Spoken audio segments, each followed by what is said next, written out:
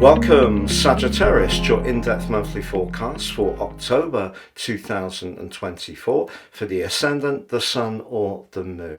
Please do take advantage of your year 2025 personal horoscope forecast based on your unique birth data. If you order it now, you can get the rest of year 2024 free, plus your life roadmap report and 30% off. On the screen now, I'm showing your event chart right at the start of the month, which will prove influential. You can see the Sun, which is always the key influence, is cresting in the part of your situation to do with friendships, connections, your network, your higher values, but also your social life. And it's very close to Mercury. As we came to the end of September, we had a superior conjunction between the Sun and Mercury, a cazimi. So as you come into this new month, there's a real opportunity to ignite or step up your interactions with others in a very positive way. But we also need to be mindful of the Moon. The Moon's in a very visible part of your situation, very much to do with how you feel about your worldly interactions, but that is checked off by Saturn, which of course is a more somber influence, and that is in your sector of emotion. If you recall, across the 17th and 18th of September, we had a lunar eclipse, like Saturn, in your fourth house of emotion. But that was very close to the other planet there, Neptune, which is a shimmering, mesmeric influence. But over the last couple of years, anything to do with where you live, family responsibilities and situations may have proved somewhat limiting, or certainly been a greater focus in your situation. And for a freedom lover like you, that hasn't necessarily been easy. Also, as we start this month, Venus, the planet of relating, is cocooned away in a rather private area, which could see you thinking very carefully about certain alliances. If we also think about the energy of that lunar eclipse, which will last for 6 months, working on your inner world but connecting it to your connections in your outer world is going to be how you're going to thread the two eclipses together. So the solar eclipse, which occurs across the 2nd and 3rd of this month, may be bright and breezy in the host Libra, very much about communication, very much about fairness, balance and equilibrium. But whoever you connect to, they need to have a part of their nature which you can relate to in an emotionally fulfilling and meaningful way. So some more fair weather type of friendships could start to make way as you make your way through this month. But what about your ruler Jupiter?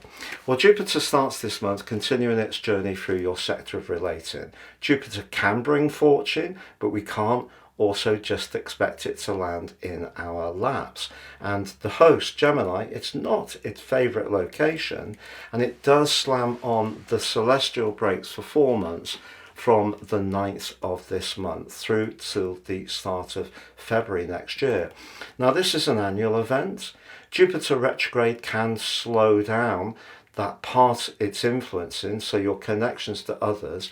But I feel it's just asking you, a bit like that lunar eclipse and Saturn's presence, to be mindful of the depth of your connections. So you can have some lovely, sparkling experiences, particularly this month, around the 14th, when the Sun and Jupiter forge one of astrology's most wonderful connections, a trine, which can be very lucky. So despite Jupiter's retrograde, there may be someone that you're going to link to who you really seem to have a simpatico with, and that could be a new friendship, a new alliance, which could prove to be very valuable to you. But we do have, from the 12th of this month through to the 17th, those energies of Venus in that sheltered area, which is making you think about your deeper connections. It does go into an opposition with Uranus. If you feel in an existing relationship, it doesn't have to be romantic, that there's a lot of sacrifice involved for you, and that does in some ways constrain your individual needs, that could be something you'll want to push back against. From the 12th, Pluto goes direct. It went retrograde in May, initially in Aquarius. It inverted into your sector of everyday money from the 2nd of September. But you know, from now through to the 18th, 19th of November, you have a great opportunity to deploy all the lessons and experiences you've gained with Pluto's transition through Capricorn since 2008 by really getting the foundations of your world that much firmer. But on the 13th of this month, Mercury does move into a very private area. If there is part of you that does want to draw back and reflect, you have a great aptitude for knowledge, but knowledge doesn't necessarily have to be facts and figures. Mercury can be about communication, but moving into the 12th house can see you more thoughtful. It also links in a square with Pluto, so despite Pluto going direct, you may want to think very, very carefully about your values. Equally, it could be that something can be teased into the open that's a little more sensitive. On the 17th, we have the full moon. It's in your sister fire sign of Aries, which of course is a very powerful and passionate influence, but it goes face to face with the sun in that more sociable friendship area, the 11th house. What's not to like?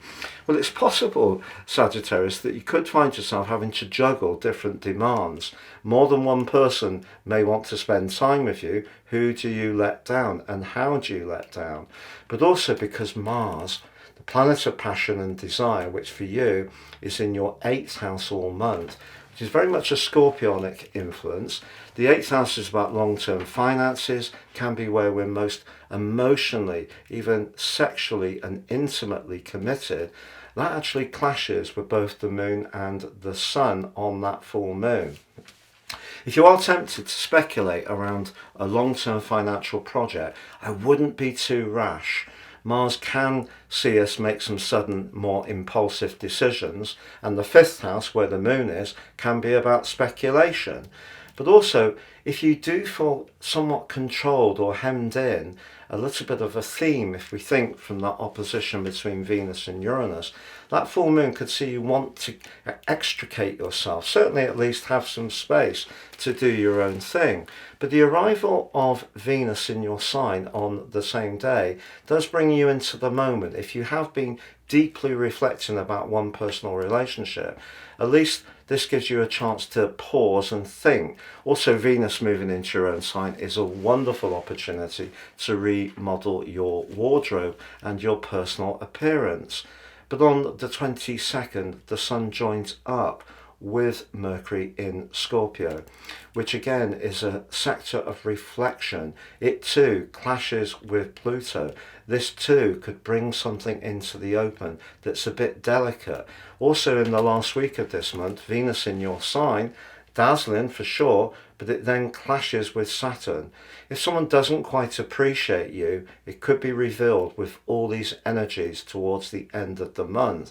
But equally, it could be you becoming much more mindful of who those fair weather friends are that I mentioned before. Now, as the month comes to a close, if you are someone who's had your eye on a big ticket item, as Mars and Pluto go face to face in an opposition, your desire to splash out could be very strong indeed. But equally, you could be compelled towards a person who has a mesmeric energy in a more intimate way. But then in existing relationships, to be frank, there could be a quarrel around money, resources or values, because the 2nd and 8th houses are about those themes, but in slightly different ways. The 2nd house is about our everyday approach, our sense of worth, but also the cash, whereas the 8th house, where the position of Mars is, that's very much about the ongoing financial investments, business, entrepreneurship, anything to do with equities or inheritances or legacies. And there could be a little bit of a tussle as this month comes to a close if you encounter someone who has a very different viewpoint to you. But overwhelmingly, this is a month, Sagittarius, which suggests some new bright and very positive connections are going to be coming into your world, not just this month, but over the next 6 months. But I also feel that some people are going to make way who you start to see are not quite in tune with the deeper part of your emotional needs. Have a great month, and do please check out that year 2025 personal horoscope forecast offer. You'll get the rest of this year free, but also 30% off with your life roadmap report, all based totally on your unique birth data, and great value too. Please see the link below for more.